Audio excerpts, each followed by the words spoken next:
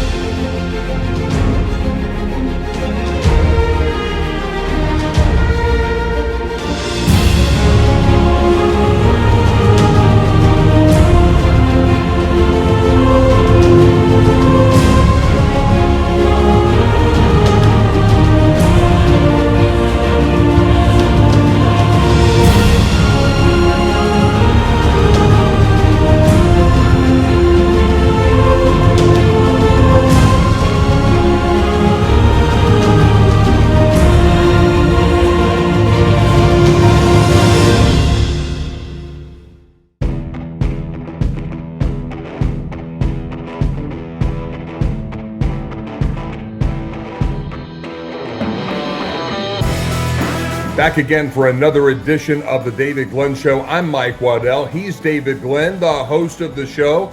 37 years covering North Carolina sports. And David, one of your passions is the Carolina Hurricanes. And although the Canes have made the NHL playoffs for a sixth straight season, much of Caniac Nation is concerned about recent reports regarding legendary Canes player and now head coach Rod Brind'Amour, whose contract expires at the end of this season. Now, DG, the only people I know who get regular one-on-one interviews with both Hurricanes owner Tom Dundon and Rod Brind'Amour are mostly folks who are directly or indirectly on the Hurricanes payroll. So that certainly impacts what those folks can and will say, even if they have that inside information that everybody truly craves. Now, you are obviously not on the payroll, but you've developed close relationships with both men on both sides of these negotiations. What is the scoop on the Hurricanes, Rod Brind'Amour and Tom Dundon coming together? Yeah, I'll give you two starting points for folks to try to understand this. And it's even beyond Caniac Nation. There's a lot of hockey franchises out there that would love to hire Rod Brind'Amour, given his 6-year track record as a head coach. So this has become not just a state of North Carolina story where we're going to be all over it, of course, at ncsportsnetwork.com. I hope folks will check out my articles there. This is a national story, and this is even an international story, given the Canada-USA combination that we celebrate with all things National Hockey League. The two starting points to me would be, number one, fans should remember that the NHL model is not as big as some of the other sports that we follow most closely. So occasionally, not a lot of coaches make $20 million a year in other sports or $15 million a year in other sports. But we have had that in the National Football League, which is the wealthiest sports organization in the world. We have had it in the NBA, the $15 million a year plus head coach for those elite head coaches. The NBA is right alongside baseball as the other wealthiest leagues in the history of the world. And I'm not exaggerating when I say that. The current versions of the NFL, NBA, and Major League Baseball are the highest revenue sports organizations in the history of the world. So that's the backdrop to all of this. We'll get into the salary structure of the NHL specifically in just a bit. But just remember, even though baseball has had the $10 million a year manager, and football and basketball have had the $15 million, $20 million a year head coach. Heck, in college sports, there were years that Coach K at Duke made $10 million a year or more. There were years that Nick Saban at Alabama in college football made $10 million a year or more. The NHL is not in that stratosphere in a lot of different ways financially, but it also includes how they compensate their head coaches and everybody else. The other starting point is that having gotten to know Rod Brind'Amour over 2+ decades now, and having gotten to know Tom Dundon, the Canes owner, over these last 6 years since he bought the franchise, I can promise you this.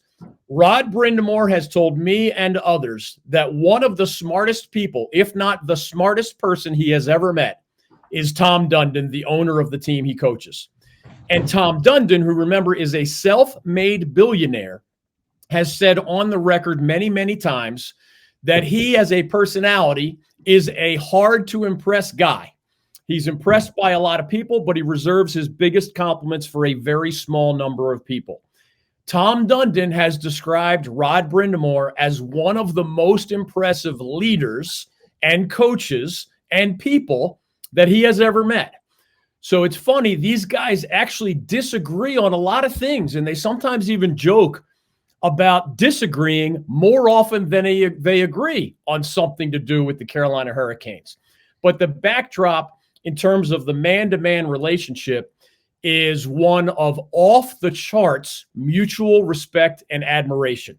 You do not always have that with owners and coaches. In fact, this is one of the greatest mutual admiration societies I've ever seen in any sport that I have followed, between the person who signs the checks, the owner, Tom Dundon here, and the guy who coaches the team, Rod Brind'Amour here. That doesn't guarantee a deal gets done, right? Because it hasn't happened yet.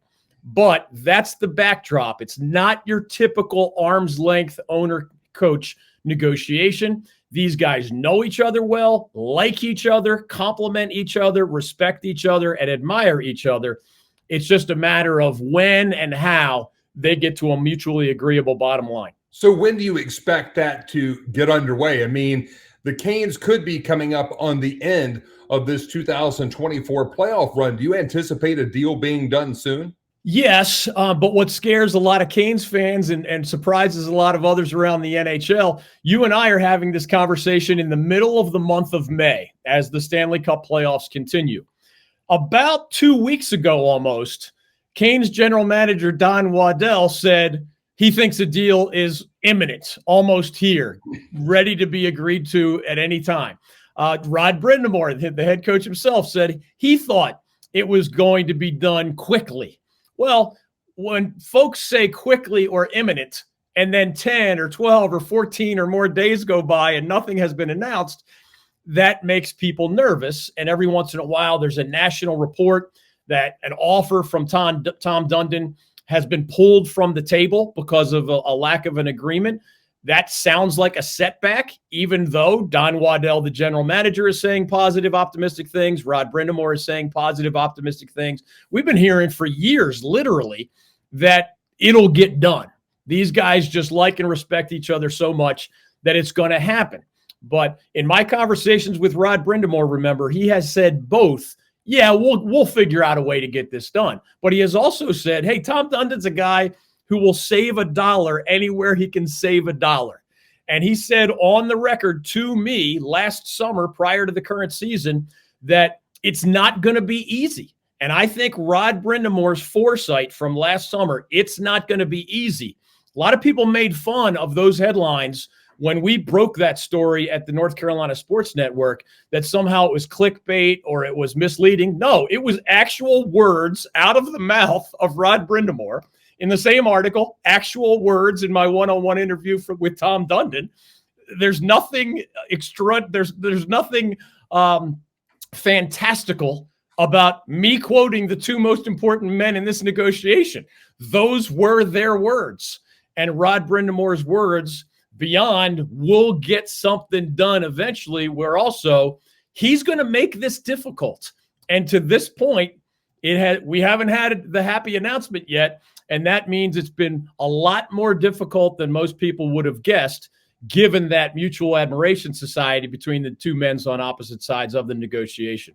Now, just for the record, even though I used to run a professional ice hockey team, I'm of no relation to Don Waddell. So I'm really not up on what NHL coaches are getting paid. How would you rate the top coaches in the National Hockey League and what their comp packages are compared to what Rod the Bod is making in Raleigh? Yeah, this is huge. And folks need to remember, Tom Dundon does agree that Rod Brind'Amour deserves a big raise. That is not the holdup here. Tom is ready to pay Rod Brind'Amour a lot more money than he's been making. But just to paint that picture, the highest paid coach in the NHL, the coaches, I'll say, counting this year and this coming year, a couple are about to have large raises kick in. So Mike Sullivan Stanley Cup champion coach of the Pittsburgh Penguins, is about to have an escalator kick in with the Penguins, where next season Mike Sullivan expects to be the highest paid coach in the NHL at $5.5 million a year. So again, this is a smaller scale than even the elite coaches in the NHL or the NFL, NBA, Major League Baseball, even college football, college basketball. So $5.5 million, unless we get a new deal somewhere, Mike Sullivan will be number one on that list this coming season.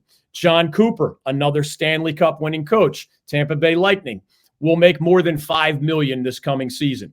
Todd McClellan was actually just fired this past season by the LA Kings, but he was making $5 million a season.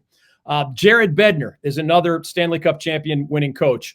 He's with the Colorado Avalanche. He'll make almost $5 million this coming season. Peter Laviolette, currently of the New York Rangers. He was the Canes head coach when the Canes won the Stanley Cup back in 2006, famously with Rod Brind'Amour as the Canes team captain and star player, of course. Peter Laviolette of the Rangers, as we speak, makes close to $5 million a year. So I just gave you 5 different guys that are either a little above $5 million a year or about to be a little above, or this past season they were already in the neighborhood of $5 million a year. Now, Rod Brind'Amour, just as Tom Dundon is a fair-minded guy, but also somebody who wants value for every dollar he spends, Rod Brind'Amour is a very fundamentally humble guy. Rod Brind'Amour, not having a Stanley Cup on his resume as a head coach, is not going to say, you need to pay me as much as those Stanley Cup championship coaches I just mentioned. Mike Sullivan has won it all as a head coach. John Cooper has, Jared Bednar has, Peter Laviolette has. Bruce Cassidy of the Vegas Golden Knights makes about $4.5 million a year. He's also a Stanley Cup champion coach. So, of course, you expect the guys who have already won the title as a head coach. Again, Rod has won a cup, but that was as a player. But Rod Brind'Amour has also only been a head coach for 6 seasons. So the top of that market, if you will, is a little below $5 million a year, a little above $5 million a year. But I don't believe that Rod Brind'Amour and his representatives are asking to be paid the same as the guys who have already won the Stanley Cup. Right now, though, and Mike, this is something you had to pay attention as an athletic director. What do the head coaches in your league make? You have to know what that market is as you contemplate what to pay your head coach in whatever conference you might be in at the college level. In the National Hockey League, in the last couple of years, the average head coaching salary has been more than $2.5 million a year. Rod Brind'Amour has made less than $2 million a year. So it's one thing to make less than $2 million when those top guys are making $5 million a year. It's another thing to be a 6-year head coach. All 6 years you've led your team to the playoffs. Most of those years you've won one or more series in the playoffs. And whereas, again, Rod Brind'Amour has not led his team to the Stanley Cup title as a head coach, as he did as a player, he's had a lot of postseason success. And in fact, he's never missed the playoffs again. 6 out of 6. That's as good as it gets. Not a long list of franchises that have made all 6 of the last 6 NHL postseasons. Rod Brind'Amour, of course, making less than $2 million a year over these last several years. Of course he deserves, and I promise you Tom Dundon would agree with this part, of course Rod Brind'Amour deserves to be paid more than the average head coach because his resume screams that he's way above average as a head coach. And in fact, he's won the Jack Adams Award, which is given in that sport to the best head coach in a given season. So Rod Brind'Amour is going to be asking for something more than the average, 2.5 or 2.6 million a year, but less than the Stanley Cup champion threshold, which is $5-ish million a year. It doesn't seem crazy difficult to find a happy medium in there. And that's why I personally believe that there are other factors even beyond Rod Brind'Amour's salary itself that have maybe slowed down these negotiations and frustrated the fans who thought that we'd have seen the announcement of a new deal long before mid-May. One of my favorite restaurants in Raleigh for many years now has been The Oak, Scratch Kitchen and Bourbon Bar. It's located on Lake Boone Trail, which is a perfect location for a great meal and beverage if you're on your way to nearby Carter Finley Stadium or perhaps PNC Arena for a concert, Wolfpack or Hurricanes game, or other event. The menu is incredibly tasty and creative. The atmosphere is a lot of fun. The bourbon options are as high-end and varied as you'll find anywhere. The staff is super classy and first-rate, and I've just always loved the people, the food, and the overall vibe there. When I took Carolina Hurricanes owner Tom Dundon to lunch, yes, meaning the billionaire who owns the hockey team, I took him to the Oak. Seriously, it's that good. Learn more or make a reservation by visiting their website, theoakraleigh.com. That's theoakraleigh.com.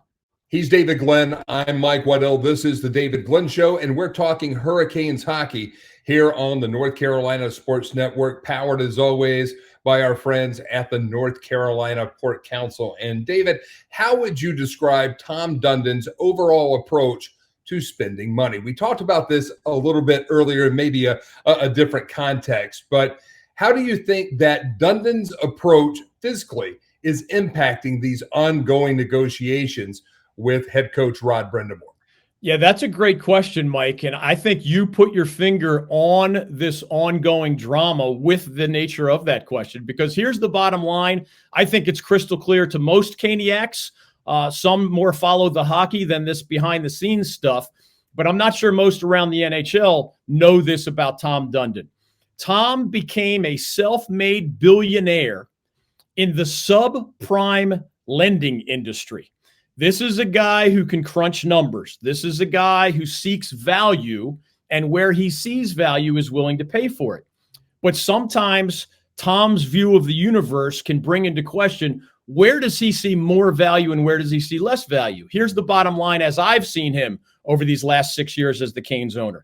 You cannot argue, and Rod Brind'Amour himself gives credit to Tom Dundon for this all the time. Rod will say, my owner spends to the salary cap.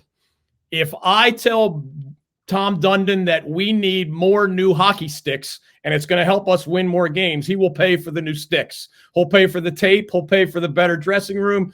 He'll pay for anything that he perceives is directly tied to either winning more games / competing for championships or making more money, turning a bigger profit. What brings us to some trickier debates is that, for example, when star player Sebastian Aho's contract expired within the last couple of years, Tom Dundon did not hesitate to pay Sebastian Aho huge money. It was an 8-year, $72 million contract. That's $9 million a year for Sebastian Aho. That is all the proof you need that Tom Dundon, when he sees value, and his star player, of course, is contributing to both winning games and, in a different way, attracting fans, making more money, etc. When Tom sees that value, he doesn't hesitate to spend those very big dollars. Similarly, for many years, Canes fans and those of their predecessor, the Canes, of course, are the relocated Hartford Whalers of NHL lore. Peter Karmanos was the other owner of this franchise during its time in North Carolina. Peter Karmanos occasionally spent to the salary cap, but he would often talk about non-traditional market, revenue streams aren't as big, and he would say that to justify he wasn't spending as much money, sometimes even for those star players who were the big difference between winning and losing. Fans got tired of seeing the Canes. Remember, they missed the playoffs 9 straight years before Tom Dundon bought the team and Rod Brind'Amour was hired as the head coach. Canes have gone from 9 straight misses of the playoffs. That's one of the worst, longest playoff droughts in the history of the National Hockey League. That franchise, in some context, was the laughingstock of the NHL during 9 straight playoff misses. Under Karmanos, often again, while not spending to the salary cap. Tom Dundon will spend to the salary cap overall. Tom Dundon will spend in non-salary related matters, again, as long as he sees it contributing to either winning on the ice or improving his bottom line financially. But the contrast, whereas he's willing to pay for Sebastian Aho and other star players, when, for example, extremely popular Hall of Fame play-by-play voice Chuck Caton, his contract came up for renewal early in Tom Dundon's ownership, Tom Dundon gave Chuck a contract offer that offended Chuck Caton. So you have a Hall of Fame legendary play-by-play voice, and Tom Dundon Of course, an announcer can't help you win on the ice. An announcer maybe kind of sort of can help your bottom line financially, but it's more goodwill than it is pure dollars. And Tom Dundon said, I don't care what other announcers in the NHL make. I'm not paying top dollar, or even some would argue middle dollars, for a play-by-play guy, no matter how good he is at his job, because he's not helping me win hockey games and he's not improving my financial bottom line. So Tom Dundon took some criticism from Canes fans that loved Chuck Caton. I love Chuck Caton.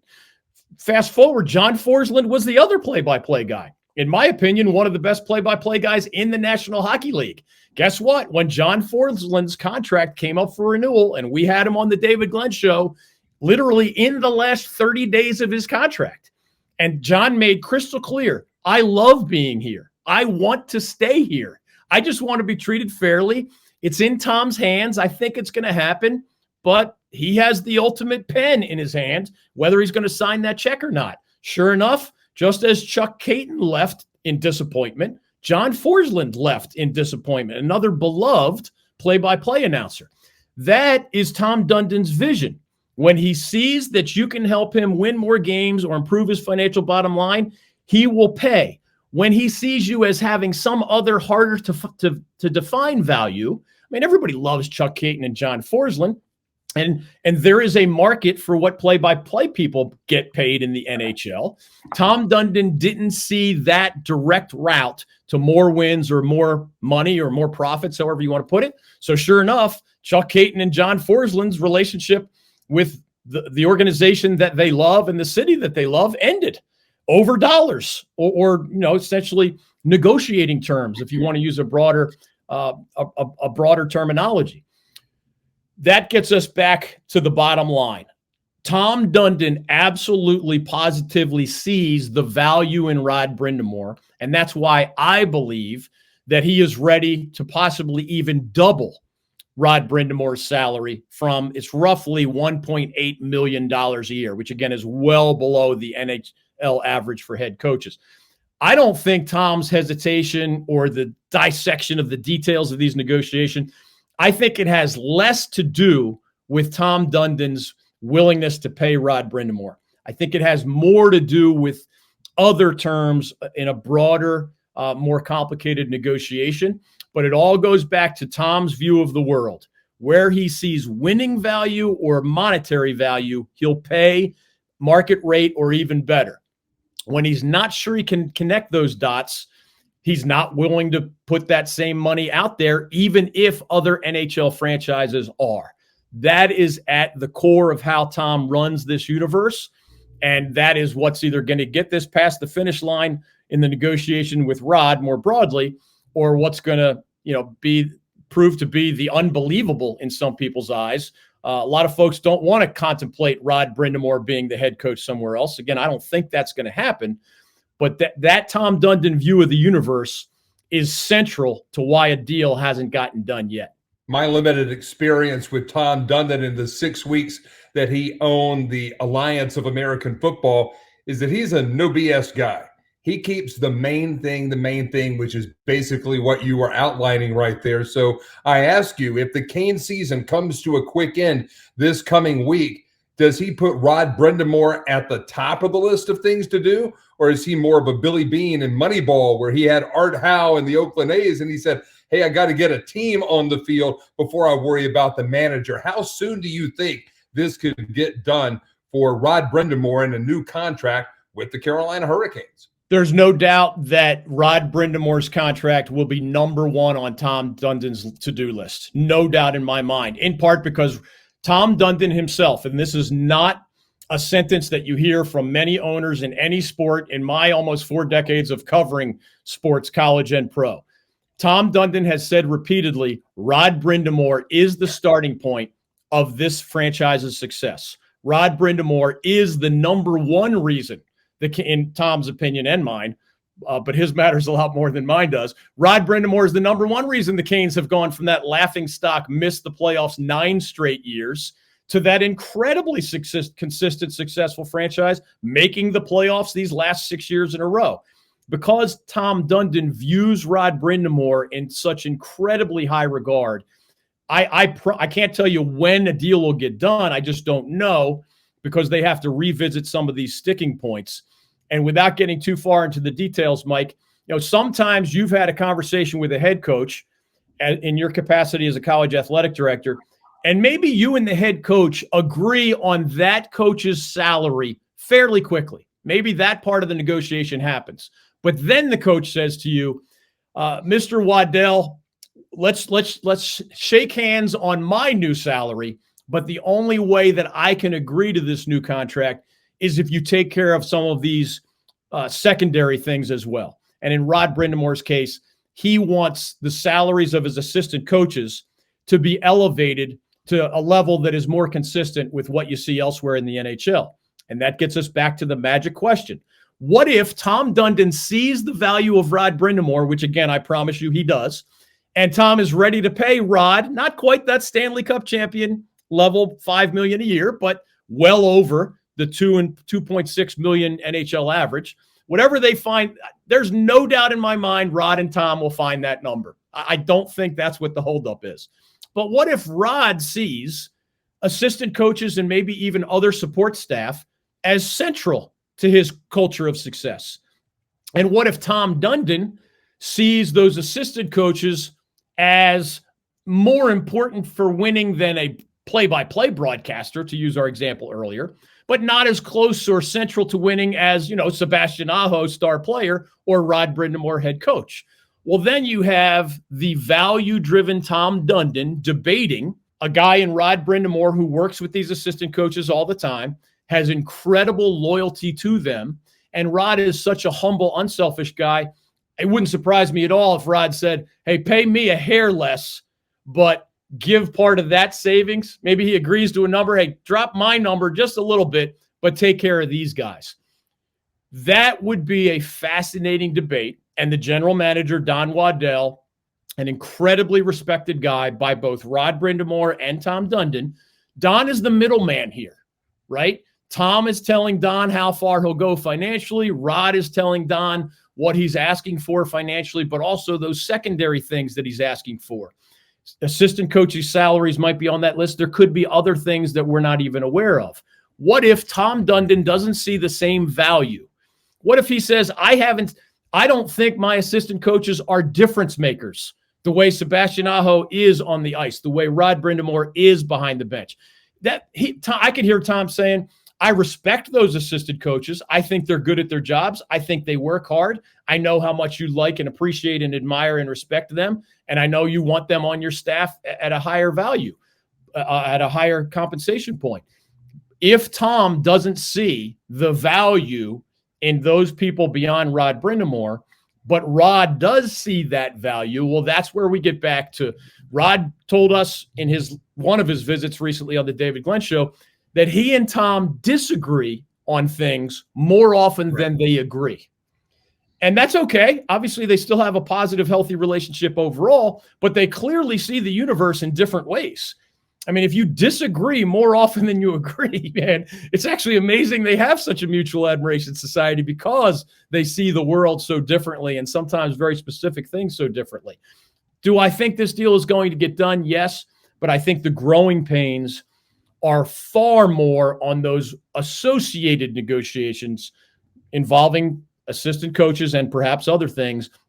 I really believe that especially when the games are over, Mike, and everybody has much more time to focus on these negotiations rather than trying to win the next game, I think when we get to that point, we will see an announcement fairly quickly, but they're going to have to get through the indigestion of those secondary negotiations before they're going to announce the bottom line celebration of Rod Brind'Amour continuing as the head coach of the Hurricanes. I don't think things will go sideways between now and that hypothetical announcement. I would bet that they come to a resolution quickly after the season, if not during the ongoing playoffs.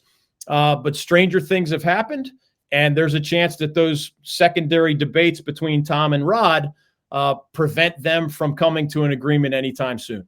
I am a better person and a more effective business owner for having known and learned from Emily Parks over many years now. Emily's company, Organize for Success, helps multi-passionate business owners and executives bring harmony to all the layers of their lives, from work to side projects, from friends and family to hobbies, community, and beyond. With Emily's help, you too can make every minute matter.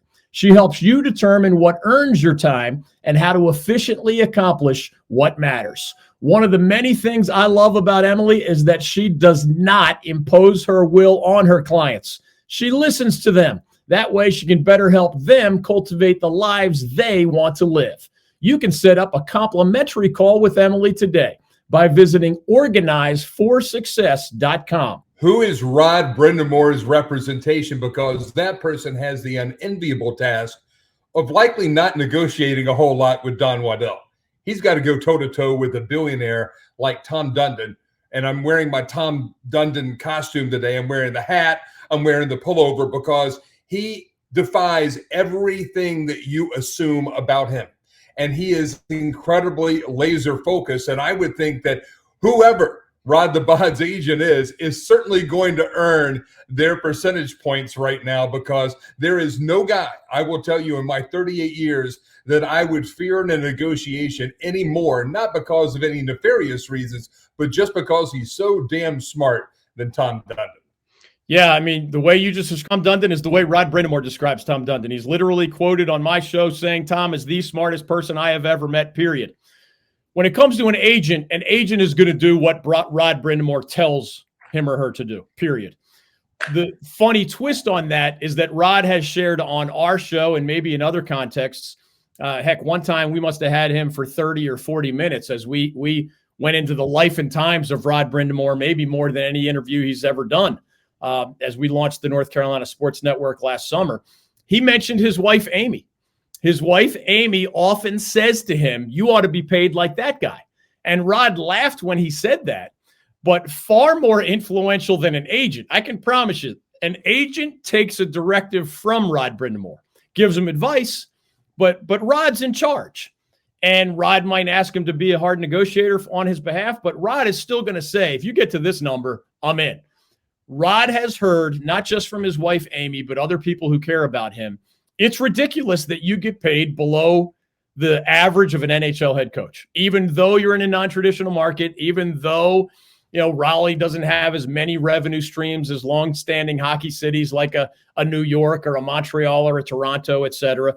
There are larger revenue streams in a lot of other NHL cities than there are for the North Carolina-based Carolina Hurricanes. But Tom Dundon and Rod Brind'Amour know that the value of a head coach is central to the success of a franchise. Tom's not going to hesitate to pay a lot more for Rod Brind'Amour than he's paying him right now. But I think Amy Brind'Amour is right when she says you ought to make what that guy makes, or you ought to make, as long as she's not saying you ought to make what the Stanley Cup championship coaches make, $5 million plus. I think it would be unreasonable for a coach who's never been to the Stanley Cup finals as a coach. Again, he won one as a player, a Stanley Cup. But in 6 years as a head coach, he's never gotten the Canes to the Stanley Cup finals. That's not an embarrassment, but it's one thing he doesn't have on his resume as a head coach that I think this past year there were 7 or 8 active NHL head coaches who had on their resume a Stanley Cup title as a head coach. Rod's a fair guy. Rod's a humble guy. Rod's not a needy guy. He's not even a money-driven guy. If folks will read my article recently at ncsportsnetwork.com, he talks about how some people get swept up in the pure dollars too much, and they forget, and this is Rod's word, the value of getting to coach in the city where you played, the value of getting to live in a part of the country where you and your family absolutely love it and have very deep roots.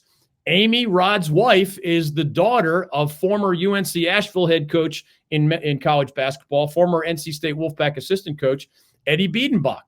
This is a North Carolina legendary coach whose daughter married the North Carolina legendary hockey player. And Rod is not blind to the non-dollar related benefits. He gets to coach players he loves in a city he loves, where his family is comfortable, with an owner he gets along with most of the time, with players that he cherishes, and where he has a lot of input Of course, coach always has a voice in the room when a general manager makes trades or free agency decisions. Owners, of course, have a massive voice in that room. Rod gets more of a voice than most, and he knows it. So those are all non-financial benefits to staying as the Carolina Hurricanes head coach. Only he knows how much weight he's willing to put on those non-financial aspects of this hypothetical new deal. And Tom Dundon's probably saying, well, I know Rod thinks that way, so maybe I'll offer him a little bit less money because I know he sees value in those non-financial things because of how we run this franchise with an incredibly high level of input on many, many things from the head coach himself, often in ways that other head coaches do not get that same level of input. I think Rod and Tom, again, will work this out. I hope those secondary aspects of the negotiation don't drag this on too long. But in my experience, both as an attorney and I negotiated contracts on people's behalf many, many times.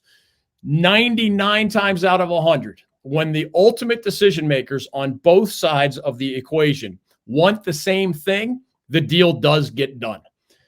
Sometimes both sides have to bend a little bit more than they prefer to bend, but because of that mutual admiration society that we described earlier, I will be personally surprised, shocked, even disappointed if this contract doesn't get done. But could it be June or July before it becomes official? It's possible.